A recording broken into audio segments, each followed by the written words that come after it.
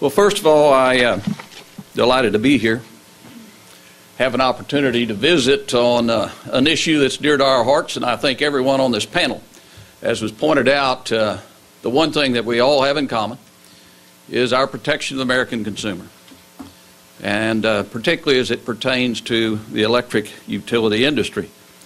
You know, we've heard many times that politics makes strange bedfellows. And I think without question, as we look at this particular effort, namely the regulation of carbon, dealing with the climate change concerns of this nation, that we do indeed have some strange bedfellows that are evolving and developing here. Most of the time, people would think that a piece of legislation like this moving forward, it would be moving forward with a partnership between the consumer and the future generations of consumers through the issue of climate change itself. But instead, what I think we're seeing evolve here is one that is not totally unfamiliar to this town, and that's one of expediency. I think what we're seeing here is that the consumer seems to be getting left out. It seems that the focus on the consumer, the needs of the consumer, are not foremost in the minds of those who have been advocating this particular legislation. And what I think this study underscores is the fact that this is not a perception, but in fact a reality. Several of us, I know, raised questions earlier this year with regard to the question of people who have no emissions receiving allowances. It was felt that all allowances should go to protect consumers. And as I think anyone who's been dealing with this area any time at all recognizes that the consumer is most likely to be protected if, in fact, those allowances go to the local distribution companies, or in our case, the local distribution cooperatives. In that way, the consumer can be protected with regard to its prices.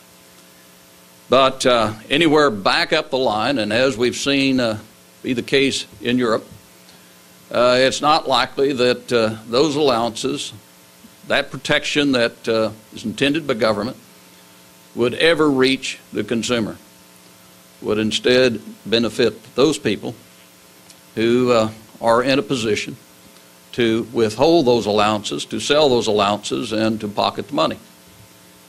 That's what this study shows would take place in this particular instance. This is the reason that all of us are here today, to raise concerns with regard to the fact that people who don't have emissions, people who are not going to be required to pass on the benefit of those allowances, would in fact be in a position to benefit from allowances that justly belong to the American people. Now, what we're hopeful of is by calling attention to this study, by calling attention to this fact, to highlighting the American consumer, and hopefully directing the attention of our legislators to the need of the American consumer, the need to have a partnership between the American consumer and the solution for climate change, is something that they need to keep foremost in their mind. The Senate, I think, has a chance to get this right. I think that they can indeed pass good legislation that will protect the American consumer. I think it is indeed possible to have climate change legislation that can be friendly to the American consumer.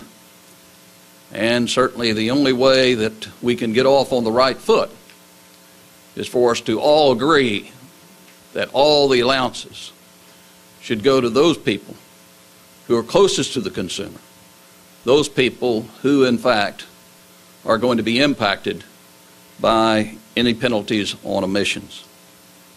We need to help consumers, not to penalize them.